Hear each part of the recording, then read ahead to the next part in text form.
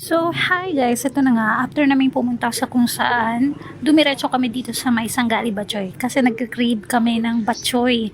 Kung gusto nyong pumili ng flavor, meron silang chicken, beef, and pork. So, meron chili sauce, pwede nyong lagyan kung gusto nyong maanghang. Mas masarap yung beef flavor, kaya I recommend beef and pork flavor. Tirik yung araw pero gusto naming bumisita dito. Syempre, after namin kumain, pumunta kami dito sa isang beach resort. Siguro hindi pa tapos tong beach resort na to. Pumasok kami dito, nakalimutan ko yung pangalan. Pero I think it's Perez Resort. Ang location niya is Bukana del Mar, Barangay Bolong. As you can see dito, finifeeling pa nila yung part na to. So, saglit lang kami, tiniglan lang namin yung lugar. At pagkatapos nun ay bumalik na kami at pumunta kami sa ibang beach resort para makita namin yung view. So, dali-dali na kami umalis para makita natin yung iba pa. Tatapos to, I think, ang ganda-ganda ng beach resort na to.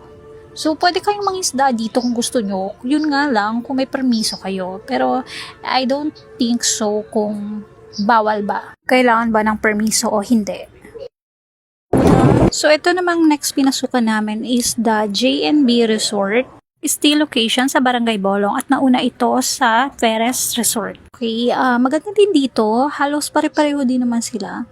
Pero, nag-inquire lang kami dito kasi bawal palang pumasok dito kapag wala kang mare-reserve na reservation dito. So, kailangan mo ng reservation at dahil tinignan lang namin yung lugar, sinabi naman sa gwardiya, so, pinayagan naman kami. So, ganito yung itsura niya sa loob. Para lang din siyang Azura Beach and siguro kung matatapos yung Perez Beach is pare-pareho lang din sila kasi isang dagat lang naman din. So, nakadepende na sa inyo kung saan nyo gustong pumunta sa beach resorts na pinakita ko.